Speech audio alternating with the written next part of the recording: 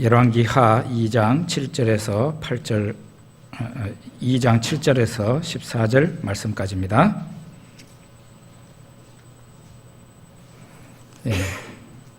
천천히 같이 읽어보겠습니다. 선지자의 제자 50명이 가서 멀리 서서 바라보매 그 두 사람이 요단가에 서 있더니 엘리야가 겉옷을 가지고 말아 물을 치매 물이 이리저리 갈라지고 두 사람이 마른 땅 위로 건넜더라. 건너매 엘리야가 엘리사에게 이르되 나를 네게서 데려감을 당하기 전에 내가 네게 어떻게 할지를 구하라. 엘리사가 이르되 당신의 성령이 하시는 역사가 갑절이나 내게 있게 하소서 하는지라. 이르되 네가 어려운 일을 구하는도다. 그러나 나를 네게서 데려가시는 것을 네가 보면 그 일이 내게 이루어지려니와 그렇지 아니하면 이루어지지 아니하리라 하고 두 사람이 길을 가며 말하더니 불수레와 불말들이 두 사람을 갈라놓고 엘리야가 회오리 바람으로 하늘로 올라가더라. 엘리사가 보고 소리 지르되 내 아버지여 내 아버지여 이스라엘의 병거와 그 마병이여 하더니 다시 보이지 아니하는지라. 이에 엘리사가 자기의 옷을 잡아 둘로 찢고 엘리야의 몸에서 떨어진 겉옷을 주워 가지고 돌아와 요단 언덕에 서서 엘리야의 몸에서 떨어진 그의 겉옷을 가지고 물을 치며 이르되 엘리야의 하나님 여호와는 어디 계시니까 하고 그도 물을 치매 물이 이리저리 갈라지고 엘리사가 건너니라. 아멘. 성가대 찬양에 많은 은혜를 받는데요. 그 찬양 내용과 오늘 설교는 일맥상통한 그런 점이 있습니다. 예수 안에 사는 그것이 복된 삶이고 가장 안전한 삶이고 행복을 우리들에게 가져다주는 삶입니다. 지난주는 열왕기상을 보았습니다. 열왕기상에서 제일 마지막에 아합 왕이 전쟁터에서 불명예스럽게 죽는 그런 광경을 보게 됩니다. 이제 오늘은 우리가 열왕기하로 들어가게 되는데요. 아합 왕이 죽고 난 후에 그의 왕가, 그의 가정이, 그의 집이 어떻게 멸망했는지를 보여줍니다. 아합 왕의 아들 아하시아라는 사람이 왕이 되었습니다. 그는 왕궁 다락 난간에서 떨어지게 되는데 거기에서 고칠 수 없는, 아마 몸이 고칠 수 없을 정도로 병이 들었던 모양입니다. 그 아하시아 왕이 신하를 보내어서 너는 가서 에그론의 신 바알세부백에 가서 물어라. 이 병이 낫겠나 하고 물어봐라. 이렇게 신하를 보냈습니다. 신하가 당연히 왕이 말하는 그대로 길을 가고 있을 때 하나님께서 선지자 엘리야에게 말을 합니다. 너는 올라가서 사마리아 왕의 신하를 만나서 말을 해라. 이스라엘에 하나님이 없어서 너희가 에그론의 신 바알세부백에 물으러 가느냐? 너는 올라간 침상에서 내려오지 못할 것이다. 너희가 반드시 죽으리라. 이렇게 말을 하라고 했습니다. 당연히 그렇게 선지자가 가서 아뢰고 아하시아는 나중에 병상에서 죽게 됩니다. 우리는 여기에서 어떤 것을 봅니까? 이스라엘을 향한 하나님의 질투를 봅니다. 하나님의 질투를 보는 것이에요.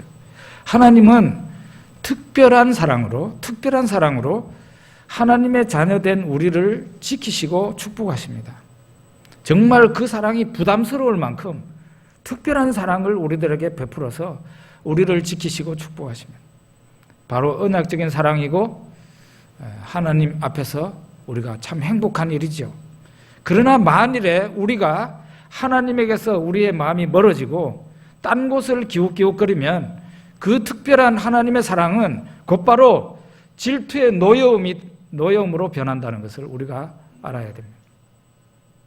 열왕기하를 보게 되면은 특별한 하나님의 사랑을 받아서 행복하게 나라를 이끌었던 그런 왕도 있지만 하나님의 질투가 폭발해서 멸망당한 그런 왕도 많이 있는데 그런 왕이 대부분이었죠.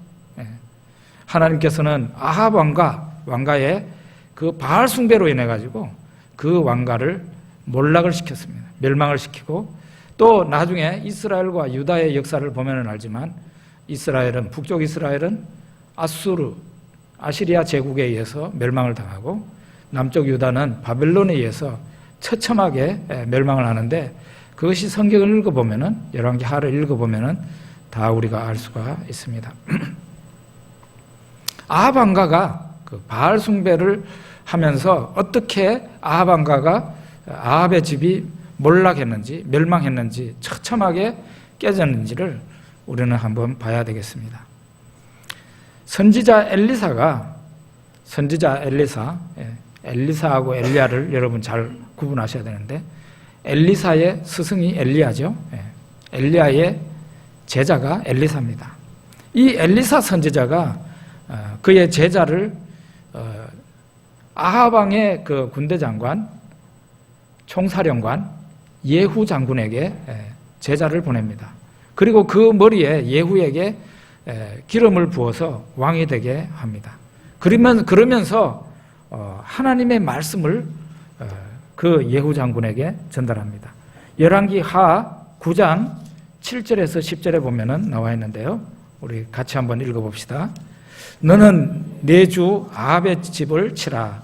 내가 나의 종 곧 선지자들의 피와 여호와의 종들의 피를 이세벨에게 갚아 주리라. 아합의 온 집이 멸망하리니 이스라엘 중에 매인자나 노인자나 아합에게 속한 모든 남자는 내가 다 멸절하되 아합의 집을 느바세 아들 여로보암의 집과 같게 하며 또 아히야의 아들 바하사의 집과 같게 할지라. 이스라엘 지방에서 개들이 이세벨을 먹으리니 그를 장사할 사람이 없으리라 하셨느니라 하고 곧 문을 열고 도망하니라. 엘리사의 제자가 가서 예후 사령관에게 기름을 부으면서 너는 이제부터 왕이다.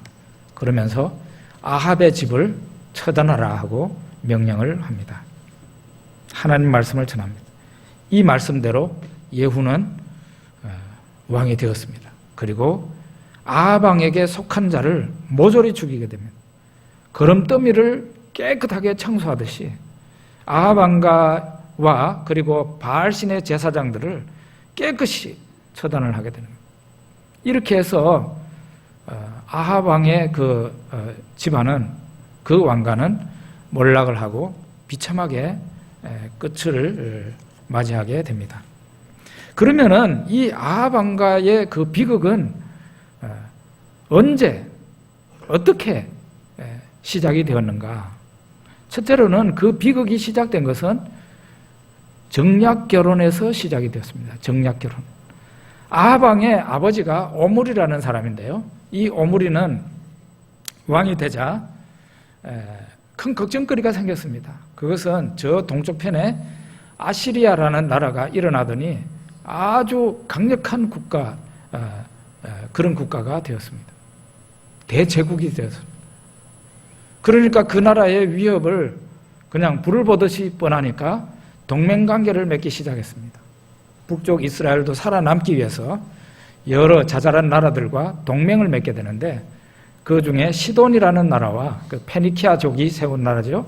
이 페니키아의 왕국과 이제 동맹을 맺게 돼요. 군사 동맹 맺게 됩니다. 예전에는, 고대에는 이 동맹을 맺으면은 아들, 딸을 결혼을 시켰습니다. 그렇게 해서 오므리는 자기 아들 아합과 그 시돈에 있는 공주 이세벨을 결혼을 시키게 됩니다. 서로 사돈 국가가 되니까 어떻게 했어요? 이쪽이 침공을 받으면은 저쪽이 와서 도와주겠죠. 그런 식으로 했습니다. 문제는 그 아들 아합과 결혼을 한 이세벨이 시돈의 공주인데, 이 사람이 정략 결혼으로 이 사마리아에 올 때에 어떻게 됩니까? 이스라엘 땅에 올 때에 자기의 섬기는 신을 가지고 오게 되는 겁니다.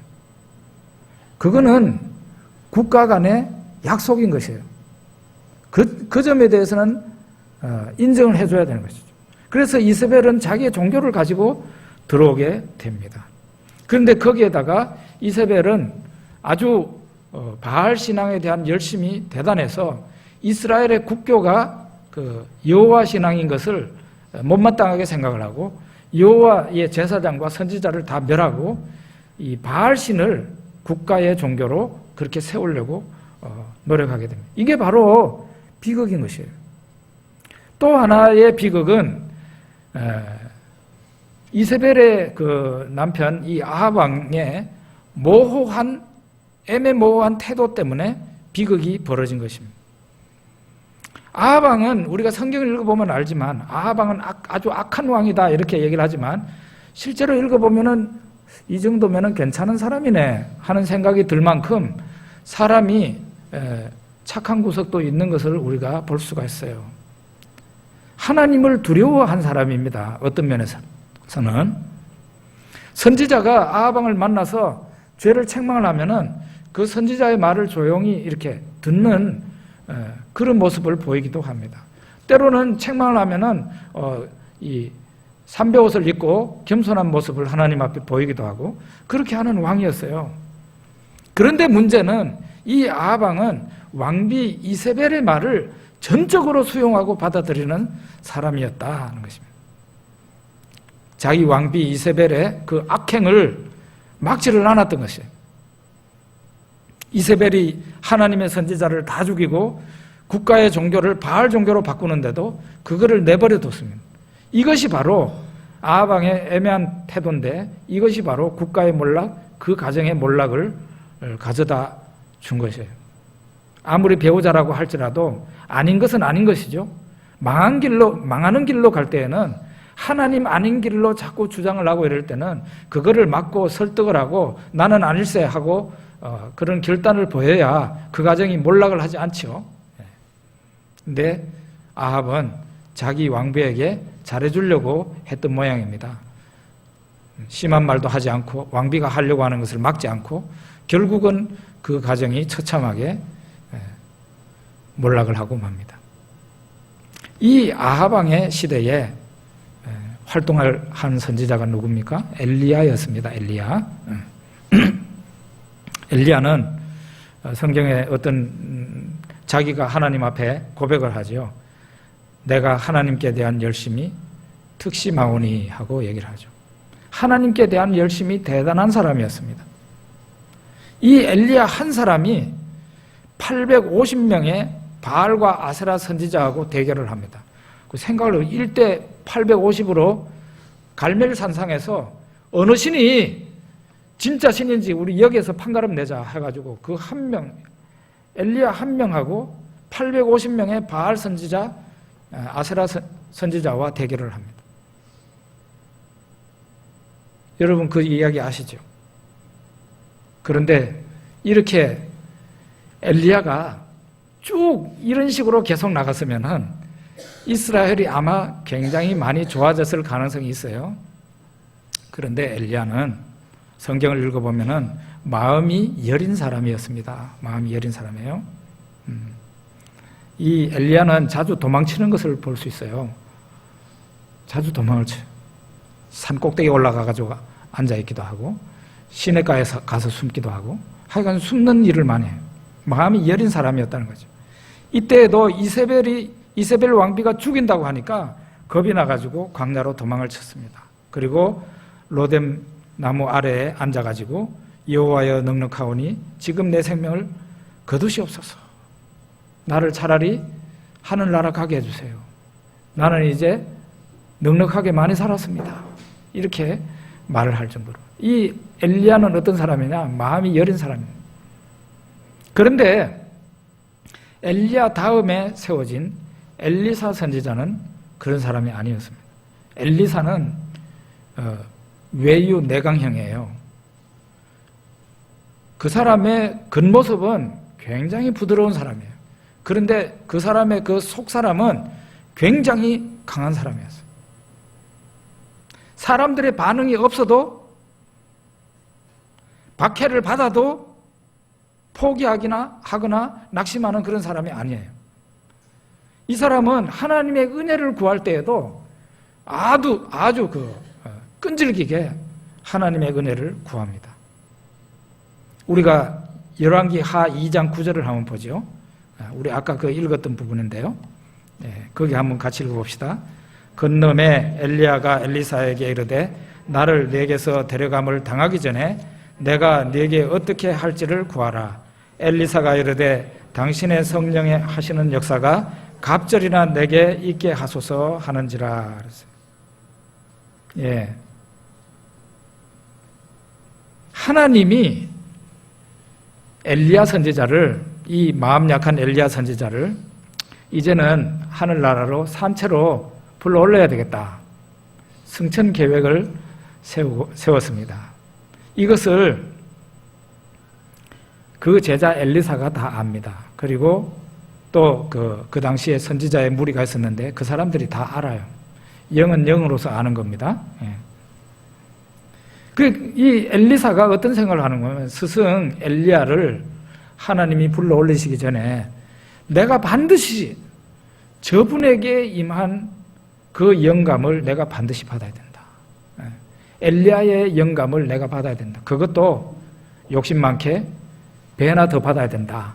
그런 갑절이나 더 받아야 된다는 생각을 하죠. 그래서 엘리야가 말이에요. 같이 길을 가다가 길갈에 있었는데 엘리사야, 하나님이 나를 베델로 보내신다. 너는 여기에서 머물러 있어라. 그러니까 아니요. 나는 당신을 절대로 떠나지 않겠습니다. 그러면서 베델로 같이 쫓아갑니다. 베델에 이 엘리야가 가더니 하나님께서 나를 여리고로 보내신다. 너 여기에 머물러라 하는데도 아니요. 나 거기로 따라가겠습니다. 이 밀착 취재를 한다더니 밀착해가지고 이 하나님 은혜를 받기 위해서 자기 스승을 떠나지를 않았습니다. 여리고로 가더니 이 엘리야가 또 하나님이 나를 요단으로 보내시네. 너 여기 머물러 있어라. 아니요, 나 거기 따라가겠습니다. 이렇게 해가지고 스승 엘리야가 가는 데를 조금도 놓치지 않고 계속 그 옆에서 붙어가지고 있습니다. 하도 끈질기게 붙으니까 너 왜 이러냐? 너 왜 이러는데? 당신에게 임한 영감의 갑절이 내게 임하기를 원합니다. 바로 그거였어요. 엘리야가 말을 합니다. 하나님이 나를 불러 올리실 텐데 네가 그것을 보면은 영감의 갑절이 임할 거다. 그런 일이 일어날 거다. 끝까지 그 스승을 붙잡고 놓치지를 않습니다. 이게 바로 엘리사의 엘리사라는 사람이 어떤 사람인지를 보여주는 것이죠. 끈질기게 하나님의 은혜를 갈구했더니 마침내 응답을 받은 것이죠. 많은 성도들, 저를 포함해서 많은 성도들이 하나님의 은혜를 구할 때가 있어요. 하나님의 은혜를 구하기 시작했으면 그 하나님 앞에서 내 영이 물러나오면 안 돼요. 포기하면 안 돼요. 우리 교회에서도 저한테 직장을 위해서 기도를 해달라고 하는 분이 있는데 한두 번 기도해보고 포기하면 안 됩니다. 사업을 위해서 기도해달라는 분이 있는데 한번 몇 번 기도해보다가 며칠 기도해보다가 안 되겠네 이런 식으로 하면 안 돼요. 그런 식으로 하면 은혜를 절대 못 받습니다. 하나님 앞에 가서 하나의 기도 제목을 가지고 응답 받아야 되겠다는 생각을 했으면 하나님의 응답이 내려지기 전에는 절대로 그 자리에서 나오면 안 돼요. 때로는 우리가 교회에 와서 기도를 하기도 합니다만은 여러분 아시죠? 어떻게 기도하는지? 집에서 일을 하면서 기도할 수도 있고 직장에서 일하면서도 기도할 수 있어요. 하나님 은혜 주세요. 심지어는 밥 먹으면서 기도하고 계단 올라가면서도 기도를 합니다. 내 영이 하나님 앞에서 물러나오면 안 된다 이 말이에요. 이런 정신을 엘리사라는 사람이 가지고 있었어요. 쉽게 낙심하거나 포기하거나 그런 사람이 아니었어요. 여러분 같은 조건이라면 책상에 앉아서 열심히 공부를 파는 학생, 그 학생이 공부를 잘합니다. 같은 조건이라면요. 그리고 성도가 같은 조건이란 말이에요. 성도가 하나님의 은혜를 받겠다고 하나님 앞에서 계속 엎드려 있는 사람, 그 사람이 은혜를 받는 거예요. 저는 그런 것을 많이 봤습니다. 저는 비록 훌륭한 신앙인이라고 말을 하기가 부끄럽습니다만 저는 그런 사람이 아닌 것 같고, 저는 제가 신앙생활한 지 40년 이상 되면서 많은 목회자, 많은 교회 직분자들이 하나님 앞에 그 사람이 어떻게 기도하느냐, 하나님의 은혜를 어떻게 갈구하느냐에 따라서 은혜 받는 것을 봤습니다. 어떤 사람, 정말 독한 사람 봤는데, 서울에서 제가 신학대학 공부할 때요, 제 친구예요. 그 친구는 저녁 밥을 먹더니, 우리 기도원에 같이 가서 있을 때였는데, 저녁 밥을 먹더니 나는 산이 올라간다 그러더라고요. 우리가 잘 알고 있는 바위가 있어요. 굉장히 큰 도봉산에 있는 바위인데, 그 도봉산 꼭대기에 있는 바위인데요, 거기에 저녁 먹고 올라가가지고 한 7시쯤 돼가지고 올라가가지고 새벽 5시에 기도회가 있는데, 새벽 기도회가 있는데 그때 내려와요. 제가 물어봤어요. 바위에서 그 잠도 안 자고 뭐 하나. 바위에서 한 번도 안 내려오고 그대로 거기에서 꿇어서 기도를 했다 그러더라고요. 이야, 참 진짜 독종이다 싶더라고요. 이런 사람이 은혜를 받아도 빨리 받더라는 거죠. 공부를 해도 이런 독한 사람이 공부를 잘하죠. 은혜 받는 것도 마찬가지예요. 몇 번 기도해보고 그냥 안 되니까 포기하고, 그러면은 하나님 은혜를 절대 받을 수 없어요. 저는 우리 성안교회에서 이런 독종들이 좀 나타나기를 바랍니다. 아멘 하십시오. 한번 기도했으면 포기하지 말고 좀 열심히 기도해 보세요. 직장 문제도 해결되고 사업의 문제도 해결이 되고 인생에 막혀가지고 전전긍긍합니까? 사람들 이 사람 저 사람 찾으러 돌아다닙니까? 그럴 필요 없어요. 하나님 앞에 엎드리면은 길이 열립니다.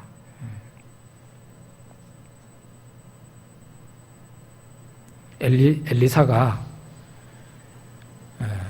하나님 앞에 기도한 것이 스승 엘리야에게 임한 그 영감에 갑절이 임하기를 바랬어요.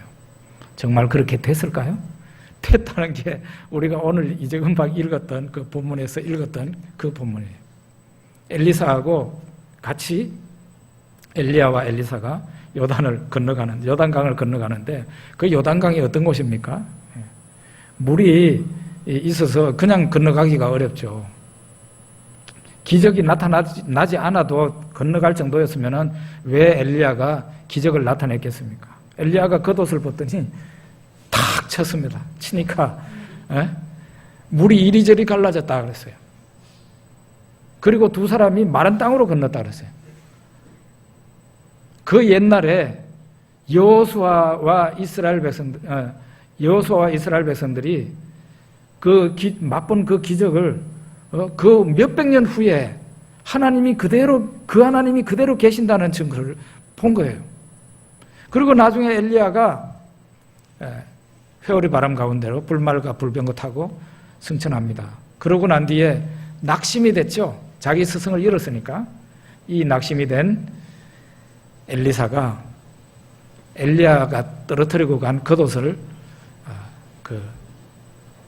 쥐고는 엘리야의 하나님은 어디 계십니까? 하고 요단강을 치니까 요단강이 놀랍게도 엘리야를 통해서 나타난 기적하고 똑같이 엘리사 앞에 나타난 겁니다. 이리저리 갈라지고 그는 건너게 됩니다. 저 멀리에서 선지자의 무리가 이렇게 보고 있었어요. 엘리사가 하는 걸 다 보고 있었어요. 그래가지고 요단강을 다 건너오니까 다 그 사람 앞에 꿇어 엎드리면서 이제 우리의 선생님이 되어주십시오. 선생님으로 모셨다는 그런 얘기 아닙니까?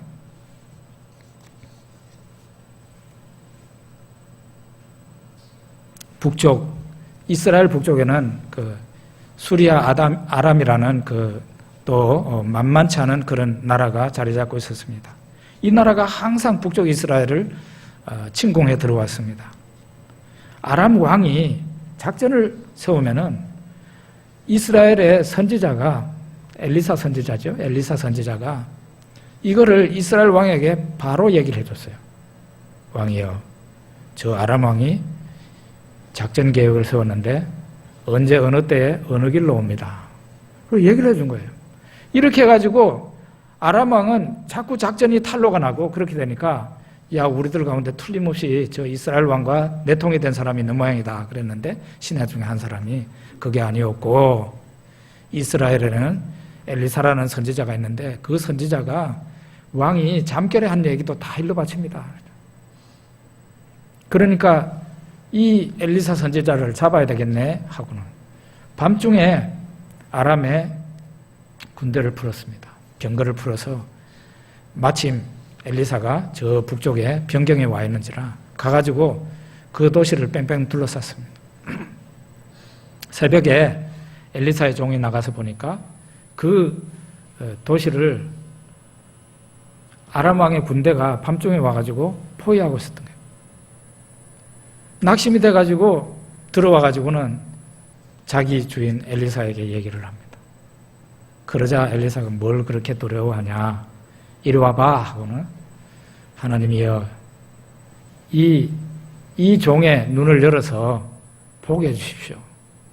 그렇게 해서 그 종이, 엘리사의 종이 눈을 열어서 딱 보니까 훨씬 더 많은 숫자의 천군과 천사가, 하나님의 군대가 그 성을 포위하고 있는 것을 보았습니다.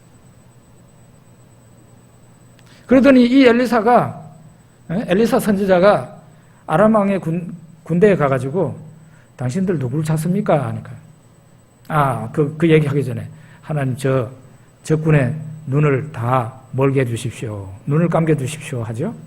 그러고 난 뒤에 가가지고 당신들 누구 찾는데요? 하니까 엘리사 선지자 찾는다고. 그 사람 여기 있는 게 아니고 날 따라오십시오 해가지고 그 군대를 끌고 수도까지 데리고 갑니다. 사마리아까지. 그리고 사마리아 한복판에 데리고 가가지고 하나님 이 사람들의 눈을 열어주십시오 하니까 그 감겼던 눈이, 못 보던 눈이 열렸어요.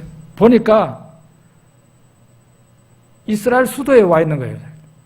꼼짝없이 다 붙잡히게 된 거죠. 이스라엘 왕이 너무 놀래가지고 이놈들 다 그냥 죽여버릴까요? 하니까 그러지 마십시오.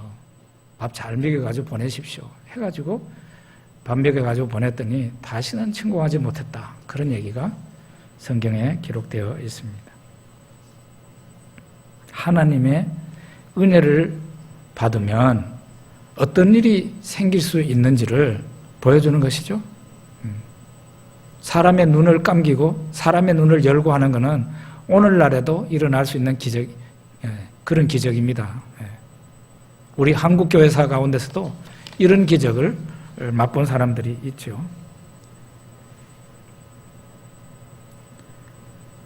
하나님의 은혜를 받은 왕이라고 한다면 이 열왕기 하에서 대표적인 사람을 우리가 꼽으라면 바로 히스기야 왕을 얘기할 수 있는데요. 굉장히 출중한 인물이죠. 히스기야 왕의 아버지는 누구겠습니까? 아하스라는 왕이에요. 아하스. 이 아하스 왕은 정말 지독하게도 하나님을 안 믿으려고 하는 사람이었어요.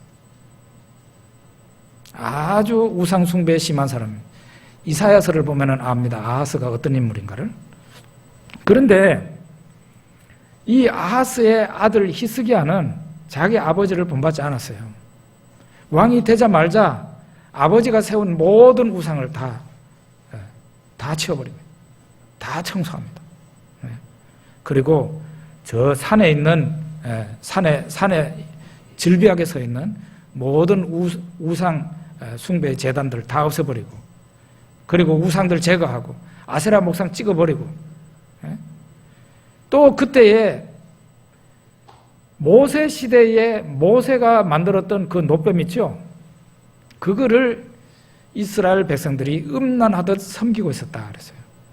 그래서 이걸 갖다가 부숴버리고 사람들이 섬기지 못하도록 했습니다. 이렇게 히스기야가 이스라엘 하나님을 공경하고 믿었는데 이 유다 여러 왕 가운데 이런 왕이 없었다고 성경에서는 기록하고 있어요.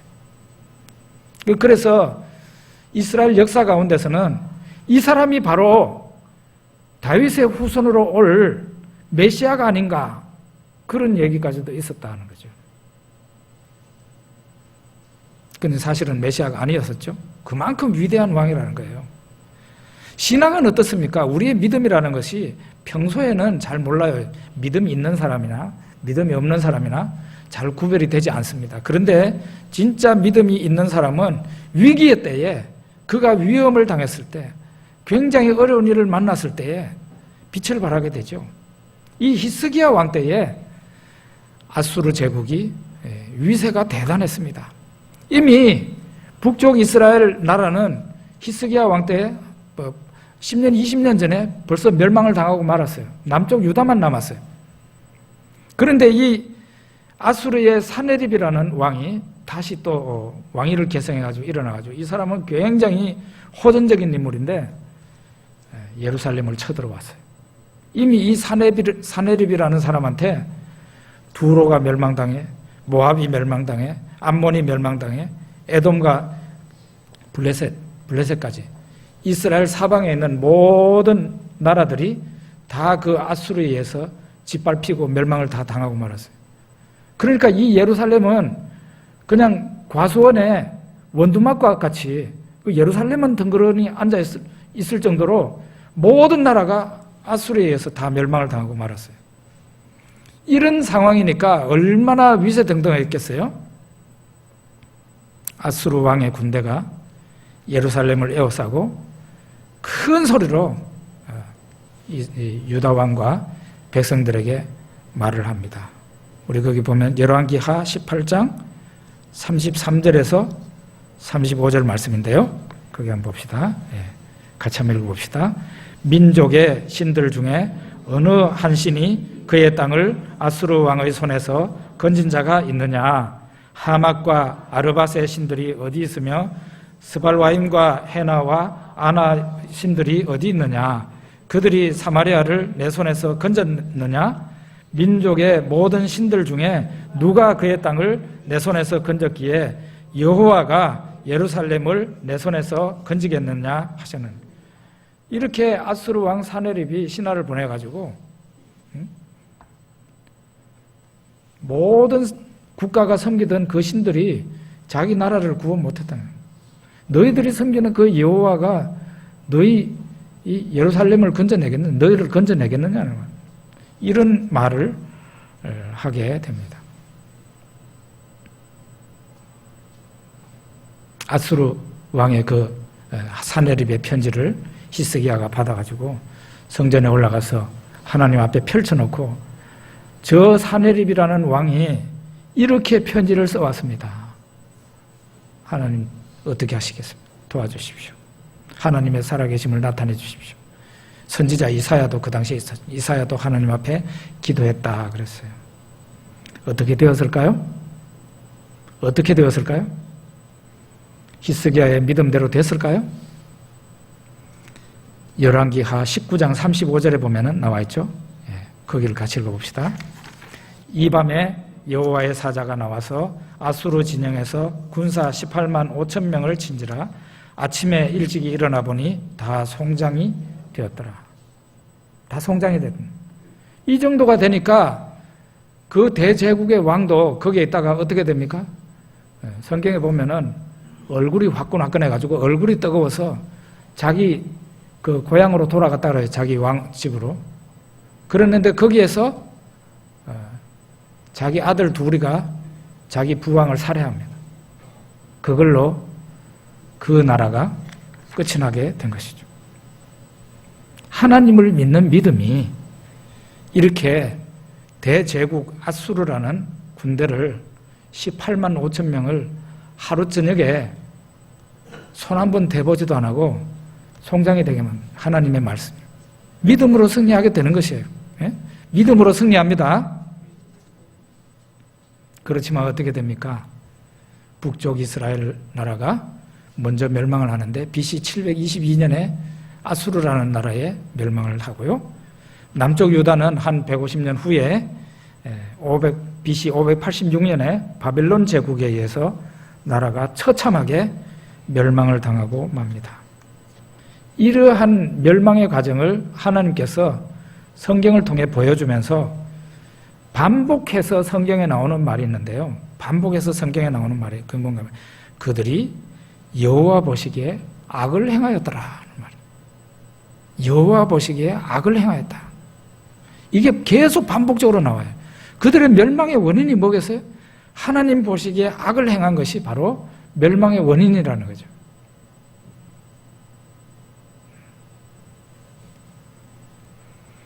하나님 보시기에 악을 행한 것이 그 가문과 그 나라의 멸망의 원인이라는 것이에요. 그래서 우리가 하나님 앞에서 행복하게 하나님의 자녀답게 정말 이 세상의 빛과 소금으로 하나님의 자녀들답게 승리하며 사는 비결은 뭐겠습니까?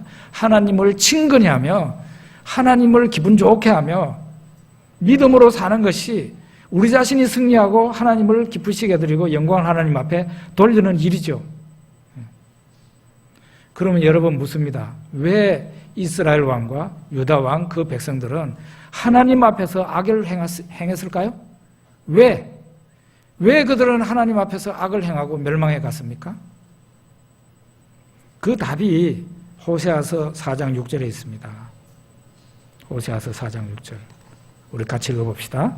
내 백성이 지식이 없으므로 망하는도다. 네가 지식을 버렸으니 나도 너를 버려 내 제사장이 되지 못하게 할 것이요 네가 네 하나님의 율법을 잊었으니 나도 네 자녀들을 잊어버리리라.